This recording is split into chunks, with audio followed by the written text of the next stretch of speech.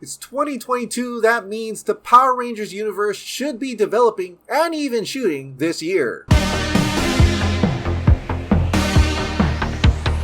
Hey, welcome back to the Ping Pong Flix. My name is Chris Wong. Now, we've known for a while now that they're rebooting Power Rangers, there's going to be a new Power Rangers movie, and it's probably going to come out in 2023. Well, it is 2022, so this would be the year where they actually start developing it and even filming it as well. So let's look back a few months ago about a leaked script for Power Rangers 2023. This is coming from Illuminati and Twitter user Jinsaku. The Power Rangers 2023 leaked script note starts with, the lead Red Ranger is going to be a female and an LGBTQ. This wouldn't be the first time that a female Red Ranger appears. We did get that in Power Rangers SPD with Charlie from Squad A, though she turned out to be a villain. But you also got Lauren, Jaden's sister, who also became a Red Ranger in Power Rangers Super Samurai. But this would be the first time that a female Red Ranger takes the lead from the get-go. And apparently the team will already be established at the start of the film, and it's not going to be an origin story. I kind of like this idea, especially after the Power Rangers 2017 movie. I really dug that movie, but one of the gripes people had was that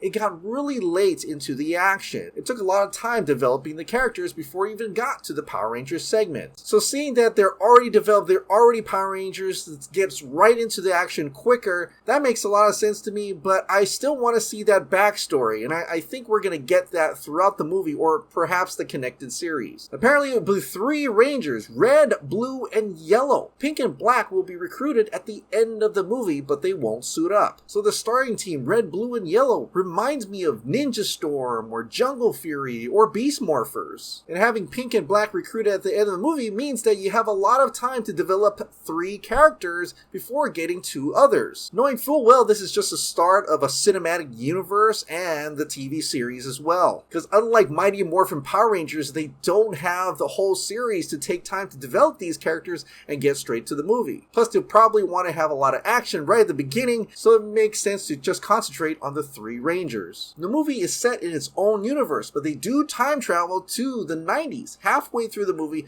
but not only did they time travel, but cross to a different dimension. Multiverse story. 2 things here that makes a lot of sense is the time travel element, going back to the 90s, going back to the origins of the Power Rangers themselves. This nostalgia bait has always worked with the Power Rangers series. You do see Tommy Oliver here and there, and it's just cool to see the older Rangers come back. Not that they're going to utilize Mighty Morphin Power Rangers, they definitely could, because, you know, there was rumors they were supposed to have Lord Zed in it, Zordon was going to be in it, and the original Mighty Morphin Power Rangers was going to be in it. But even if they don't go all the way, just a little bit of nostalgia bait goes a long way, including the multiverse story as well. That seems to be everybody's favorite thing right now, especially with the MCU and Spider-Man No Way Home doing it, and the next Flash movie is going to do it as well. And since Power Rangers have done it before, I think they're gonna double down on that since that's popular right now. Maybe they can adapt a little bit of Power Rangers Shattered Grid. Now the Rangers are young and in high school, but it still keeps its maturity.